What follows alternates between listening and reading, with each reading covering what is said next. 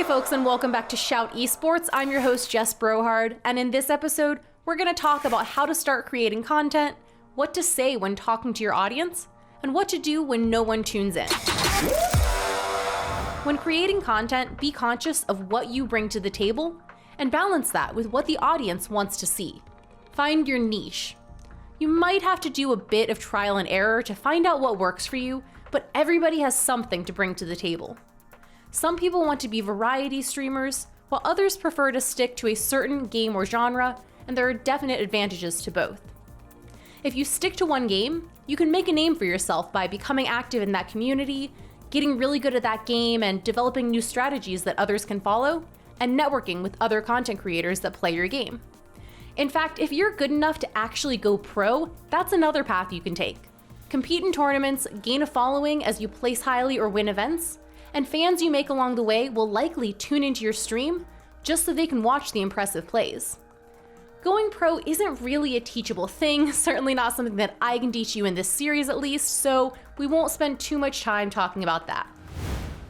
One challenge if you do decide to stream one specific game is that if you ever feel like streaming something else, some of your audience might not tune in. Plus, if you choose a really popular game like COD, there are always a ton of other people also streaming that game that you're competing with for views. If you're a variety streamer, on the other hand, your goal is probably going to be to build a strong community around your own personality and entertainment value that isn't tied to one specific game. Plus, if you pick a smaller game but one that still has a good player base, you'll show up higher on Twitch's list of streams since it often defaults to ranking by active viewers. But the main challenge here is you have to genuinely be incredibly entertaining regardless of what game you're playing. And don't forget about non-gaming content. If you really like baking, working out, or playing an instrument, for example, create content around that. Now let's talk viewership. If your viewership is sitting at 0 at first, that's okay, that's kind of expected. But you should still act like you have viewers to entertain. You never know when someone will tune in, and you want to make sure you're putting on a good stream when they do. If you're just sitting silently while you play a game, they'll probably click out to a different stream pretty quickly. Plus, every stream is an opportunity to hone your craft. Like any hobby, it takes practice, and even if no one's watching, you can get better at stirring up a conversation. Try narrating what you're doing in game, talking about your day, or bringing up something interesting that you've been thinking about lately. Maybe share an opinion or ask questions. Anything to basically start a conversation that somebody passing through might be able to jump in on. Once you do start getting those first few viewers, please remember that unless you're getting view-botted, every viewer is an actual person taking the time out of their day to watch you. So be sure not to treat your viewers like they're just a number on a screen. Don't complain about lower viewership, and try your best not to let it affect your mood. There are different schools of thought on whether you should even look at your viewer count. I know a lot of creators who, especially at first, don't even look at how many viewers they have until after they finish streaming. And if that helps you focus more on the stream rather than getting a bit down on yourself about having low viewership, then go for it. One common question people ask me before they begin streaming is, what about the trolls in chat? But honestly, to have trolls, you have to have viewers. So don't let yourself get worried about something that hasn't happened yet. If you have haters, it means you're doing at least something right. When you do get your first trolls, however, one way you can look at it is that a lot of trolls are really just providing feedback in a really ugly package. For instance, maybe chat makes fun of a weird quirk that you didn't even know you had, like twitching your nose a lot while you play, which is exactly what I used to do. And when chat started mentioning it, I got more conscious of it and I was able to stop doing it. But that doesn't mean you have to put up with any messages that are rude or disrespectful. Don't put up with harassment or hate speech just because you don't want to lose the viewer.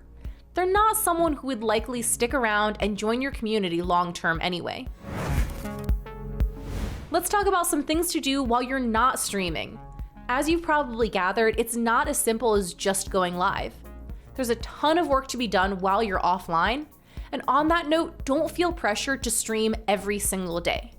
Grinding is not the same as creating good content, and if you're live 40+ hours a week, you're not leaving yourself any time for video editing, social media, managing your community, networking, watching other streamers, etc. It's probably a good idea to establish a streaming schedule, but I don't think it's absolutely necessary, especially if it comes at a detriment to your mental health. Once you've streamed at least a couple times, take some time to clip anything funny or interesting that happens during those broadcasts. Even if no one was watching you while you were live, you can still use that content. Post it to YouTube and Twitter and start growing your following on those platforms. We'll talk more about how to effectively use social media in a future episode, but for now, take a look at Ashley Roboto, Paladin Amber, and Jambo. These three in particular are great at clipping funny moments on stream and sharing them on Twitter, often getting hundreds or thousands of retweets. On that note, learn from other streamers. Take note of what you like and what you don't like in terms of overlays, transitions, and how they run their community. Don't blatantly copy someone's content, but if you notice a trend, like using macro keys for a comedic zoom effect, like this, let that influence you. A lot of your content shouldn't necessarily be focused on the gameplay itself, but rather on your reaction to it. If you think jump scares are funny, load up some horror games and react to them, and feel free to exaggerate your reactions a bit.